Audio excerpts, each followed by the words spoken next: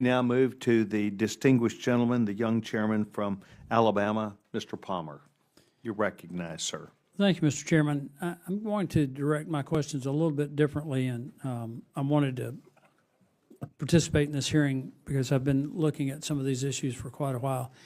And I realize this is focused predominantly on fraud, risk management. But one of the things that I think creates an opportunity for fraud and mismanagement is how we handle big projects at the Department of Defense, whether it's a construction project or a new weapon system. And I just want to ask each of you to comment on this if you think it's you're able to do that. I think a lot of times when Congress approves a major weapons system or a major construction project, and this is particularly problematic on construction projects overseas, there's a tendency on the part of Department of Defense to start those projects before the design is complete. And it results in a huge amount in change orders.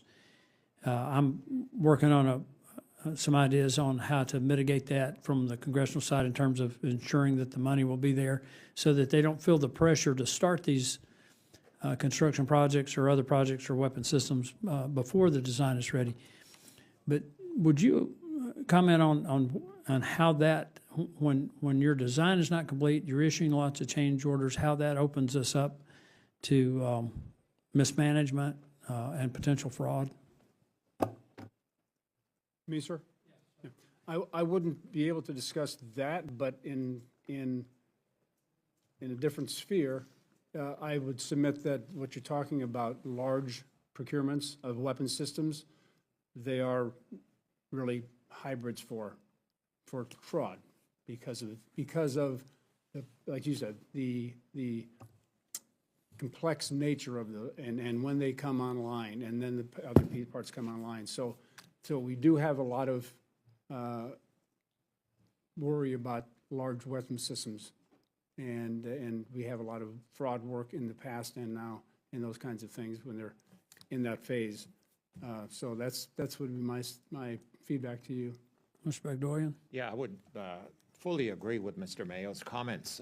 I mean, this is an element of hyper complexity. Basically, you have a big system. It has, the prime contractor, I assume, leading the effort, and then the whole army of subcontractors, which is a key element of risk here. I'm not a procurement expert by any means, but I do believe that that element of complexity, uncertainty, long lead times, all kinds of different things add to heightened risk, definitely.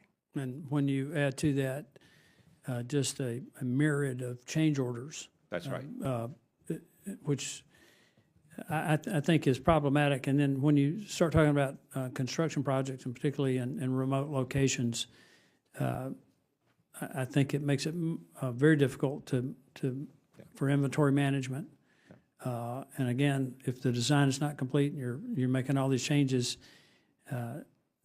isn't that an area where we need to really bear down? And Mr. Chairman, I've been giving quite a bit of thought to this, and I've actually been thinking about this for 6 or 8 years about how we appropriate for major defense programs, and maybe thinking about saying that if a program design, if the project design or the weapon system design is not ready, that we carry the funding over into the next fiscal year, so that we give the Department of Defense time to get the design right. And I think that will reduce a lot of the fraud and mismanagement and save us a lot of money on that area, in those areas. And Mr. Mayo, Mr. Bagdoyan, you can comment on that. And you may have already commented sufficiently, but that's one of the areas where I really want to focus, Mr. Chairman, in terms of trying to reduce the amount of waste that we have in our defense procurement programs. Yeah. That I'll be happy to yield back. Yeah, if I may answer Mr. Palmer's question, Mr. Chairman, each element of complexity in a program, as I alluded to in my opening remarks, that's one of the key drivers of fraud risk in federal programs, is their complex configuration, what someone can do, can't do, and so on.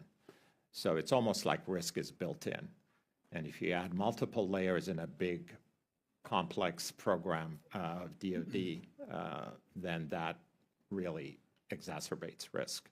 So trying to control for that as part of the upfront due diligence, for example, would be an important step.